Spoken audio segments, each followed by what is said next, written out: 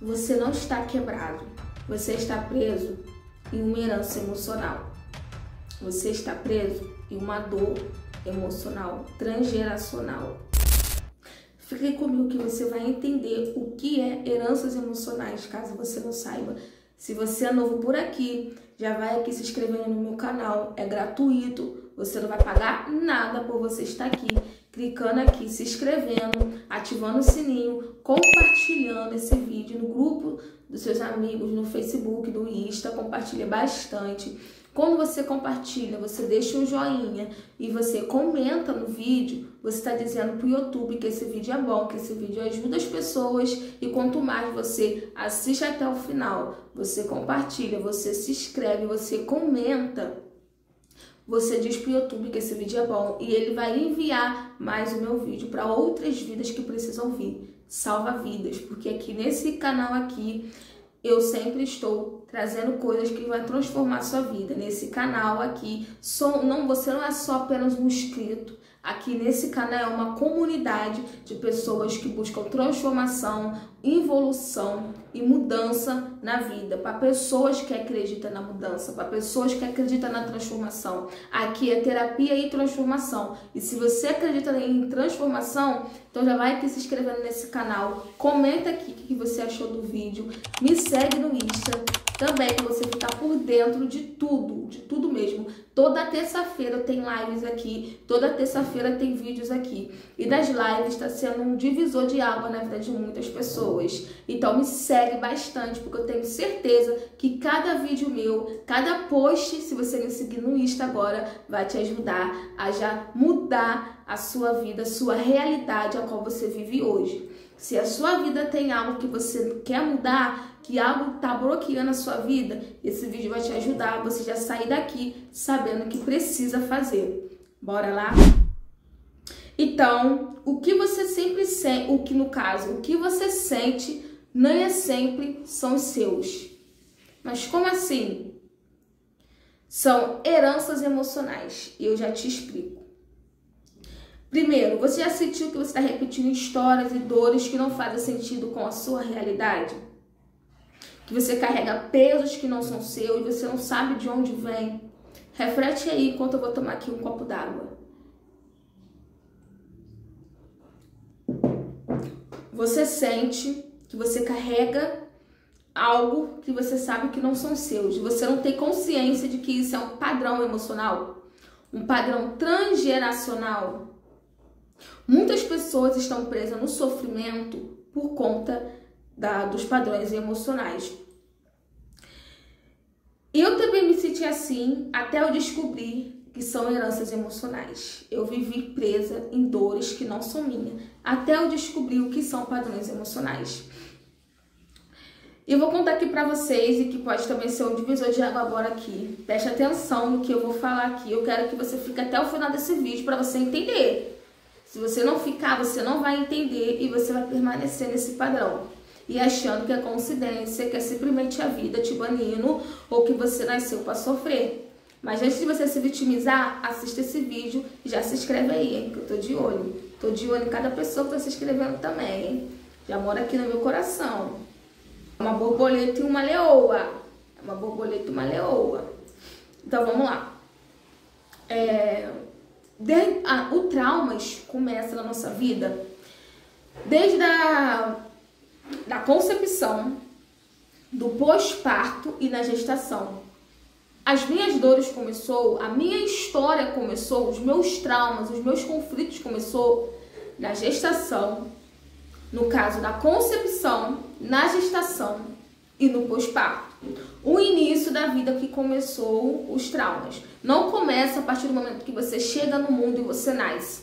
Não. Uma das mentiras e crenças que as pessoas carregam há anos é achar que o trauma começou assim que você viveu ali um trauma muito forte na sua vida, como traição, rejeição, abandono. Sim, já são traumas que já vão ficar na sua vida e vão marcar a sua vida pro resto da vida. Mas tem aqueles lá atrás. O porquê? Por quê? Eu vou explicar aqui de uma forma mais clara que vocês possam entender. Na concepção, quando um casal se une e pratica relações sexuais ali sem compromisso. O cara é indisponível e a mulher vai lá sem a intenção também de querer um filho ou não, engravida. E esse cara fala assim pra ela: foi só uma noite e eu não tenho condições de ser pai. E aí essa mulher assume essa responsabilidade sozinha e dali já é criado dentro da criança ali, que a mulher sentiu a rejeição, o abandono, criado na criança, no seu inconsciente, ali quando a criança estava se formando ainda: eu sou a rejeição, eu sou o abandono, eu não sou boa o suficiente. E se for uma mulher, um menino, essa criança vai carregar pelo resto da vida, vai atrair situações que façam ela se sentir menos, vai atrair situações a qual ela vai sempre ser rejeitada, ignorada e abandonada. Então vocês estão entendendo que os traumas da nossa vida, eles não vieram só da infância, eles vieram do início da vida. Comigo foi a mesma coisa, um exemplo. Eu desde muito nova eu achava que eu não fui desejada, eu não me sentia desejada. Então eu sempre achei que as pessoas iriam me rejeitar por eu não ser boa o suficiente. E eu fiz de tudo para poder pertencer à sociedade de alguma determinada forma. Eu cresci achando assim, da seguinte forma, que eu interpretei que a nossa criança interior, a sua criança e a minha criança pode ter interpretado. No meu caso, foi a seguinte forma: a minha mãe, o meu pai sempre quis ter uma filha menina e veio a minha irmã, a primeira filha menina dele. Então, era tudo pra ele ali, era o xodó pra ele. Ele planejou ter aquela menina juntamente com a minha mãe e ela veio, que foi a minha irmã. E eu vim, só que eu não fui planejada. Então, desde lá, quando eu estava no ventre da minha mãe me formando, eu já me senti indesejada, eu não me senti bem-vinda. Então, desde muito nova, eu buscava agradar para que meu pai me enxergasse. E conforme eu não me senti vista e enxergada dentro da minha casa, nasceu uma dor do abandono, uma dor da rejeição dentro de mim. No meu inconsciente, no meu subconsciente ficou programado que eu sou a rejeição, que eu sou um estorvo, que eu sou a aberração, que eu não fui desejada. Então ali eu me senti que eu não sou amada o suficiente por ninguém, porque eu não tive ali também ou a disponibilidade do meu pai para suprir todo esse desejo que eu tinha de ser amada, e muito menos da minha mãe, porque a minha mãe forma a minha energia feminina e o meu pai a minha energia masculina, e eu não tive nenhuma dessas na minha vida, a qual quando eu fui ir pro mundo eu fui de uma forma completamente disfuncional. Então, do centenas de vida, desde dos meus 0 aos 7 anos de idade, eu não tive um suporte emocional dos meus pais. Eu fui diagnosticada com problema de saúde, com 1 ano de vida. Eu falei isso no meu Insta, então eu não vou muito prolongar aqui, mas vocês vão lá no meu Insta, lá, ó, que vai estar lá no Começa Aqui, que vocês vão entender a minha história melhor, que lá eu conto melhor. Que vai para não sair do contexto do tema desse vídeo. Então eu peço que vocês vão lá. Então, eu fui ali desde muito nova, diagnosticada com problema de saúde. E esse problema de saúde mexia com a minha autoestima, porque desde quando eu era pequenininha, que eu fui diagnosticada no início de vida, eu tinha 1 ano com esse problema de saúde. E meus pais tinham um constante cuidado comigo por conta disso. E esse era o padrão vinha lá do ciclo familiar da minha mãe. Já era um padrão emocional, já era uma maldição hereditária que já estava ali se prolongando no decorrer de cada gerações. Vieram de outros familiares meus que sofreu muito mais com esse problema de saúde. Eu, graças a Deus, eu acredito muito em Deus que eu não tive tantas consequências, graças a Deus. Mas eu fui diagnosticada e isso mexia muito com a minha autoestima.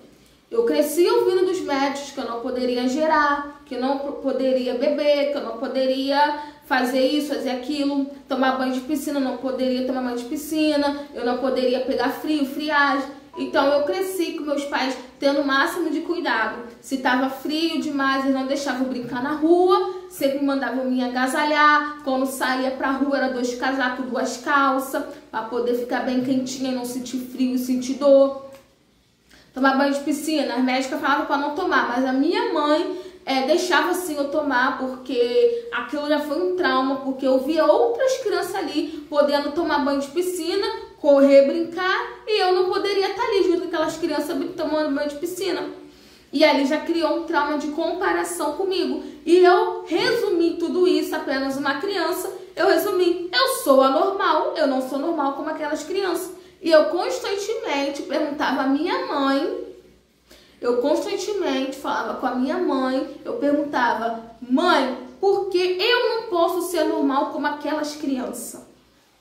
Por que eu não posso brincar na piscina por muito tempo? Minha mãe falava, se você ficar na piscina por muito tempo, você vai sentir dor. E quando eu entrava, ela mandava eu sair. Em 15 minutos, ela falava, sai um pouco da água, fica no sol, para não ter choque térmico. E se a água estiver muito gelada, você vai sentir dor. Porque quando a água era muito gelada na piscina, cachoeira, assim, eu sentia dor. As crises desse problema de saúde, que era no sangue, que dava dor no corpo, dor nos ossos, né? Ou era uma dor no braço, ou era horrível isso.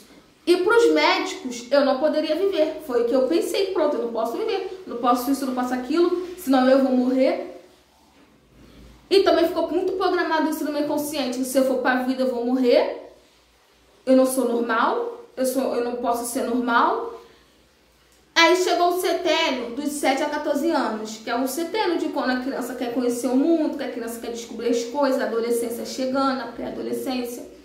E com os meus 13 anos, eu já estava indo para o mundo. Mas antes de eu ir para o mundo, eu não tive ali um suporte. O porquê? A criança, como eu falei anteriormente, a criança, quando está vindo na gestação, né, quando está vindo na concepção, até os seus 7 anos de idade, dos seus 0 a 7 anos de idade, é muito importante ter a disponibilidade dos pais.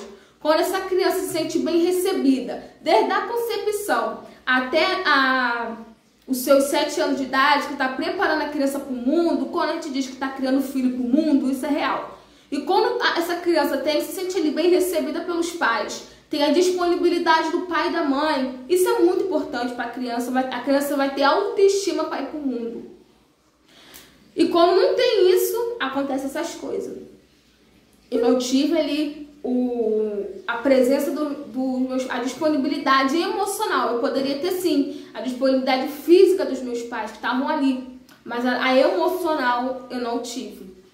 E eu senti essa indisponibilidade deles, porque como meus avós não conseguiram ser assim, só trabalhavam, o ciclo repetiu. Meu pai só trabalhava, e eu sentia falta dele, eu sentia falta da presença dele. Eu me comparava constantemente, e quando ele tinha brigas dentro de casa, questão eu e minha irmã, eu sempre pensava que ele defendia mais a minha irmã do que eu. Então eu sempre me sentia inferior, sempre pensava que as pessoas eram melhores que eu.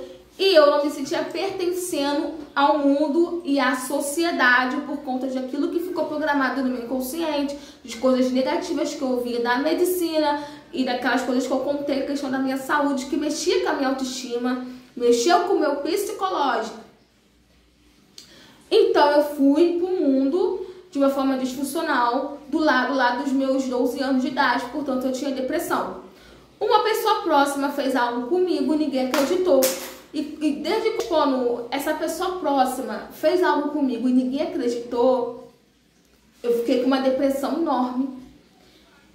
Eu me senti extremamente péssima, foi horrível, horrível. Um abuso psicológico, algo assim do tipo, dá uma depressão profunda, porque aconteceu comigo. E eu lembro que eu fiquei, ele e a minha colega me chamando para brincar, veja, eu estava ali brincando, eu estava no quarto com depressão. Parecia que todo momento a morte estava perto de mim, como se os mortos estavam comigo. E nessa mesma época que isso aconteceu, eu fiquei com essa depressão porque eu perdi uma antes querida, muito querida minha. Eu perdi uma prima muito querida minha. E logo depois surgiu essa outra situação. Então juntou as duas coisas, eu caí na depressão. Eu já não tinha uma estrutura boa dentro da minha casa, um lar disfuncional. Aí veio essa situação que acontecia dentro da escola, fui comparada com uma menina, a professora me comparou com uma menina menor que eu, por ela saber fazer certas atividades e eu não. E aquilo ali já criou um outro trauma que foi reafirmando tudo aquilo que eu já sentia dentro da minha casa. Então, por meus 12 anos, quando eu estava na idade de ir para o mundo, ia acontecendo esses traumas em todo o decorrer da minha vida. Então, vocês estão vendo como é a situação, como acontecem os traumas.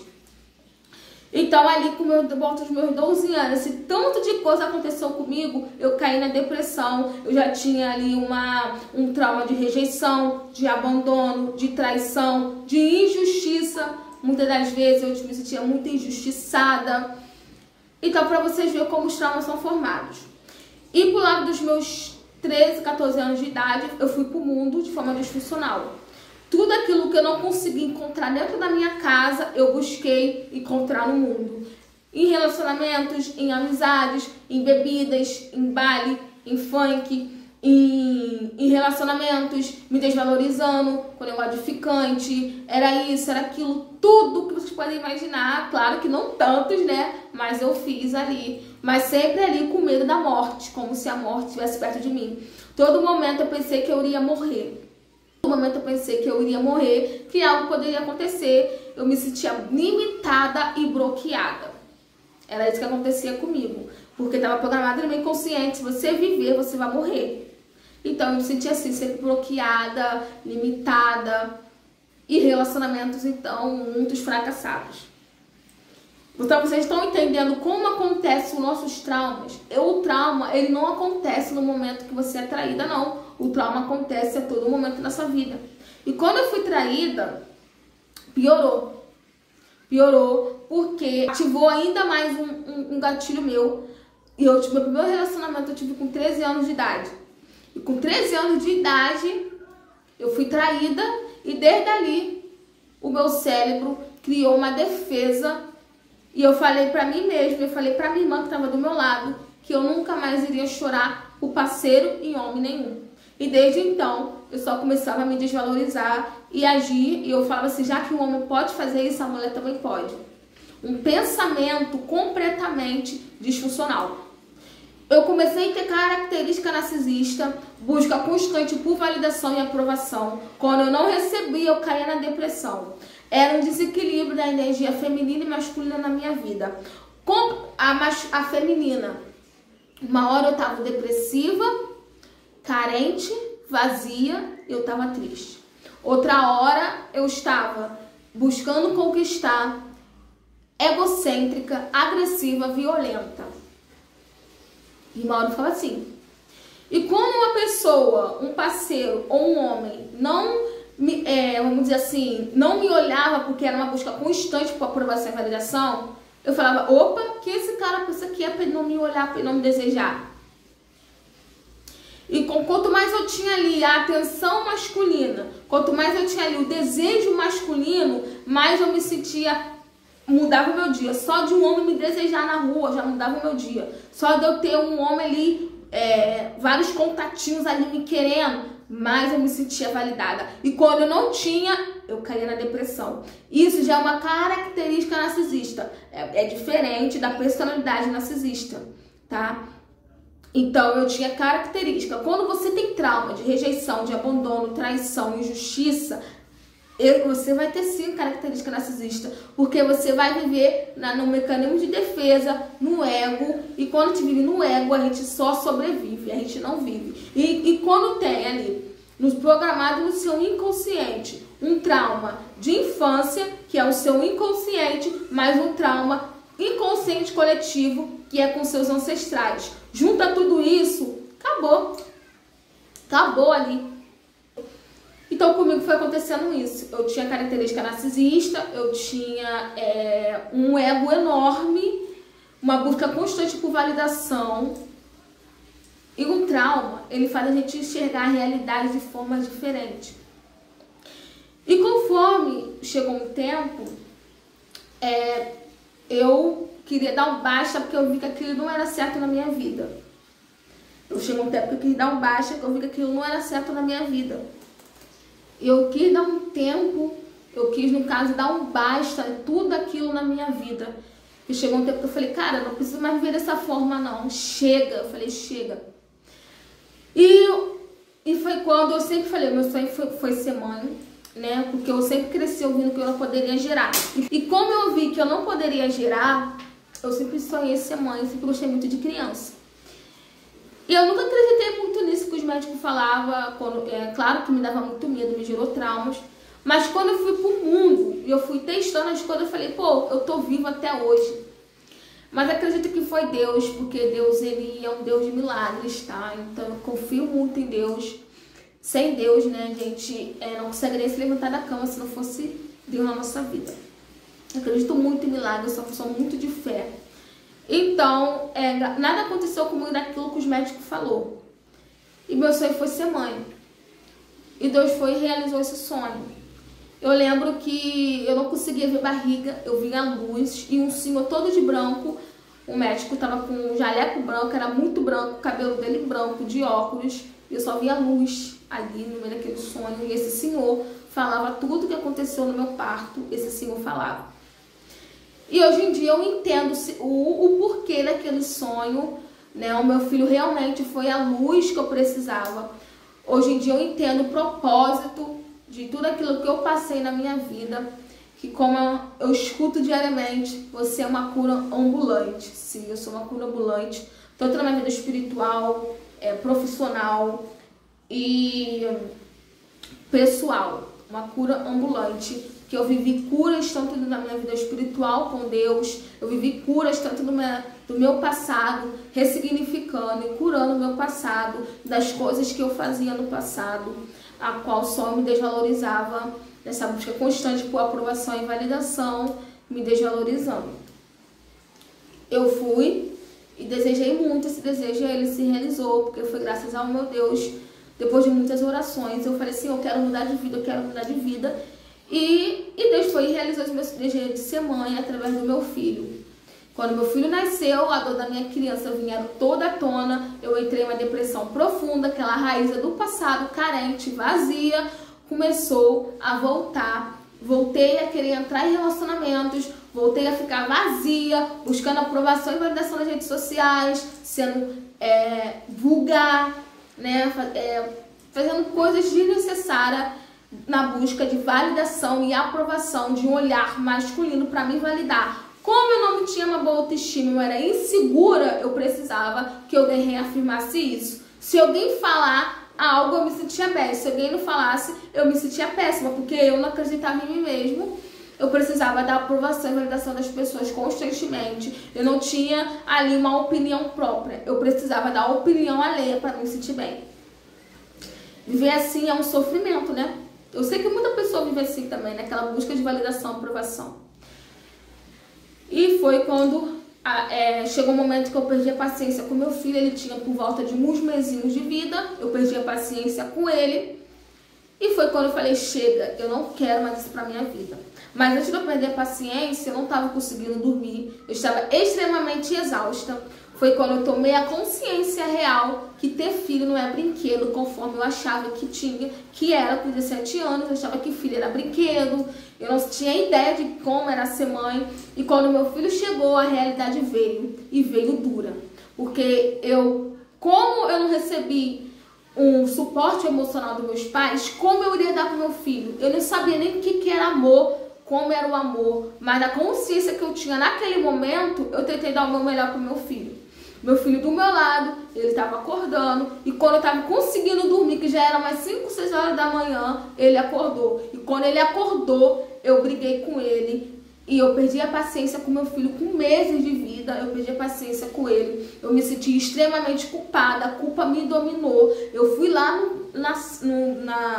eu lembro até hoje, eu fui lá na cozinha, eu morava na casa dos meus pais, eu fui na cozinha, peguei os remédios que eu tomava na época que eu sentia as crises desse problema. Eu tomava um remédio que ele é muito forte, que ele dopava a pessoa, deixava a pessoa com sono. Eu lembro que eu tomei dipirona, eu tomei os dois, eu tomei 3 remédios. Esses 2 que dopa e um dipirona. Eu tentei me matar. Meu filho do meu lado, eu tentei me matar. A minha intenção ali do pensamento de uma pessoa depressiva era ali que eu tomasse aquele remédio e morresse dormindo do lado do meu filho. Eu tentei me matar do lado do meu filho. E sabe por que isso se chama heranças emocionais? Agora você vai entender o que é heranças emocionais. Fica aqui comigo, fica aqui que você vai entender o que é heranças emocionais. A minha mãe me falou que a minha avó já tentou se enforcar, se matar várias vezes do lado dela. O que aconteceu comigo? Eu tentei me matar do lado do meu filho, para vocês verem como o padrão se repete. Para vocês terem noção que padrão se repete. Muitas pessoas estão morrendo, muitas pessoas têm doenças por conta de padrão. E ali, no meio daquele processo ali, eu peguei eu me ajoelhei no chão, eu passei por um problema familiar ali, uma discussão com meu pai. E eu falei, chega, eu não quero mais isso na minha vida, eu cansei de sofrimento, eu não quero mais. Orei e me entreguei ali para Deus. E Deus abriu a porta de emprego. E como ainda eu estava no processo ainda, em vez de eu pegar o dinheiro, né, investir na minha cura, eu investi em procedimento estético. Sim, me enchi de piercing, me enchi mais de tatuagem, porque eu era apaixonada por piercing, por tatuagem. Me enchi disso, enchi meu corpo com mais tatuagem.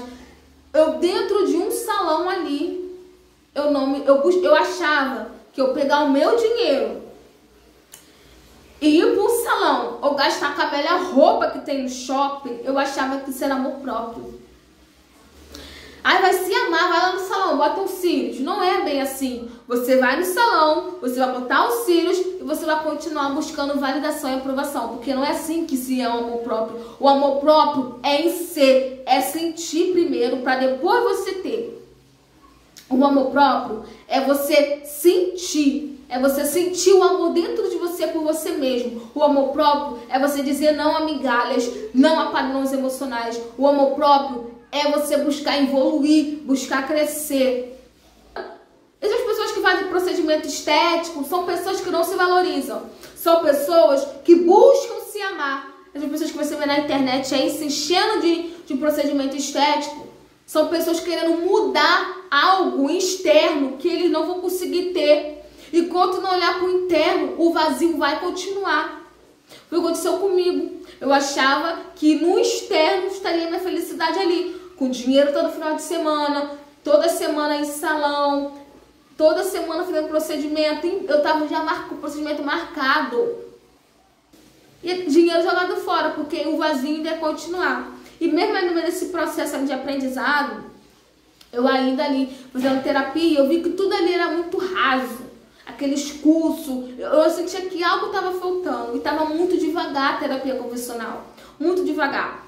Foi quando eu conheci a neuropsicogenealogia. E mesmo ali no meio do meu processo ali de cura, caminhando ainda, eu entrei em um relacionamento narcisista. Mas esse relacionamento foi um combustível na minha vida para mim me amar mais, para mim conseguir sair. E, gente, muitas pessoas que entram nesse relacionamento demora a cerca de alguns meses, até anos, para conseguir se libertar do narcisista.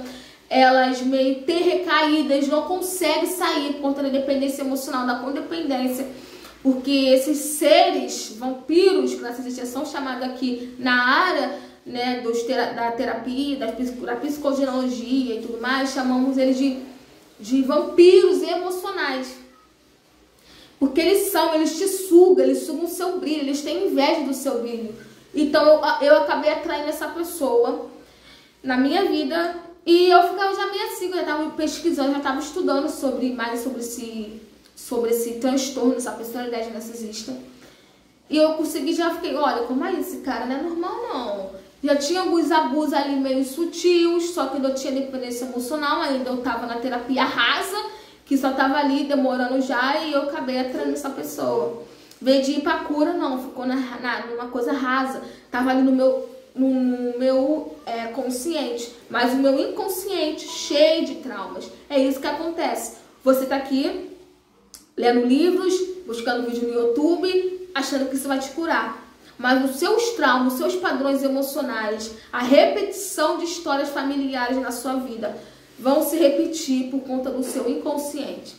Mesmo que você queira mudar, o padrão ele vai te puxar de volta porque está no seu inconsciente. E quando você não reprogramar o que está no seu inconsciente, você ainda vai repetir esse padrão. Porque mesmo que você queira mudar aqui, ó, no seu consciente, eu quero mudar, mas o seu inconsciente ainda está programado. Tudo aquilo que você aprendeu na infância, as palavras duras dos seus pais, as doenças familiares, a depressão, a ansiedade, a culpa, a vitimização, o desemprego, abusos, essa situação de você atrair relacionamentos constantemente fracassados, vem de padrão ancestral lá atrás, juntamente com a criança interior ferida. Quando a criança não é valorizada e se sente amada, ela atrai pessoas que vão reafirmar essa desvalorização nela, atraindo parceiros que não valorizam e não amam ela. E mesmo no meu processo eu atraí. Mas eu, com pouco tempo, logo conheci a neuropsicogenealogia, que salvou a minha vida, salvou. Com pouco tempo eu consegui me libertar desse narcisista, mesmo ele querendo me puxar de volta pro ciclo. E o padrão, ele sempre vai querer te trazer de volta.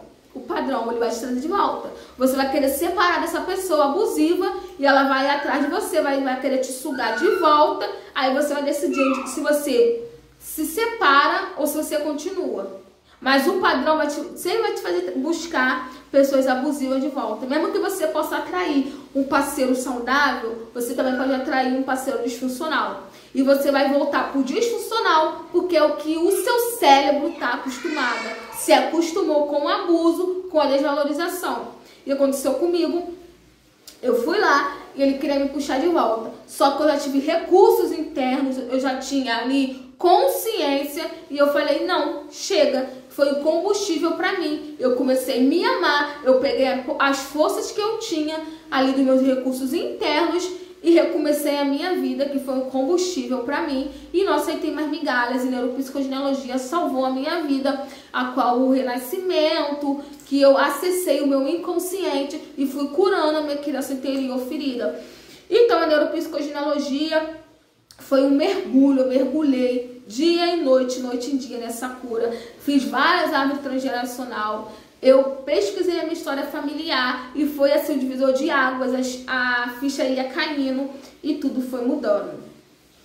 Heranças emocionais, eles são padrão, dores e traumas que vêm da nossa linhagem. Muitas das vezes inconscientes, que nos sabota no amor, no dinheiro e na autoestima. E a minha avó não dava certo em relacionamento nenhum, a minha avó teve depressão, ansiedade, foi tudo que aconteceu comigo, tá bom? Quando não estava super submissa a um parceiro, eu estava super carente, buscando conquistar, agressiva, traindo, mentindo. Então era esse desequilíbrio da nossa energia, por conta da falta de um pai, de uma mãe, por conta de tudo isso na nossa linhagem familiar, esses padrões se repetem. E eu criei uma vivência que se chama heranças emocionais. Ela não é só uma terapia, ela é um encontro com a sua liberdade. E na vivência você vai experimentar algo novo na sua vida, que vai ser um mapa que vai curar, vai ressignificar e vai ter uma libertação em todas as áreas da sua vida. Nessa área financeira, nessa área espiritual, que é muito importante equilibrar corpo, mente e espírito. E na minha vivência você vai viver isso. É algo transformador, que vai ser algo que vai trazer uma cura na sua vida, um novo significado e uma transformação que em dias ou até semanas você vai notar essa mudança, assim como aconteceu comigo. Com pouco tempo eu já consegui ver grandes mudanças na minha vida, a minha saúde, como falei pra vocês, tudo mudou. Tudo mesmo, é uma liberdade, é uma paz, é uma realização que você vai ter. Você vai ser um autoconhecimento tão profundo, que vai ser libertador na sua vida. Vai ser libertador, tá? Se você sente que esse vídeo falou com você, não ignore essa voz. A cura começa com um sim. O link para você se inscrever tá na descrição desse vídeo. Você vai lá no meu Insta, ou eu vou botar aqui, tá? E você vai se inscrever. E as vagas são limitadas. Então vai lá, diz sim para sua cura, diz sim para sua história. É possível reescrever a sua vida. É possível recomeçar. É possível você conseguir mudar. Não fique mais um ano prometendo mudança se você não, sozinha você não vai conseguir mudar. Eu prometia anos de mudança e eu não consegui. Só consegui depois que eu mergulhei para dentro do meu interior. Depois que eu mergulhei e entender a história da minha linhagem familiar e ressignificar e resgatar a minha criança interior ferida. Então, beijão. Se você gostou desse vídeo, já compartilha com pessoas, já compartilha com seus amigos, familiares. E não esqueça, as vagaras são limitadas. Tá? Essa vivência, ela é tão transformadora que as vagaras são limitadas. Eu quero estar ali de pertinho com você para entender a sua história, para entender a sua vida, o seu padrão, para a gente junto quebrar e vou segurar na sua mão para te ajudar nessa transformação, para mudar a sua vida de uma vez por toda. Tá bom? Beijão, tchau, tchau.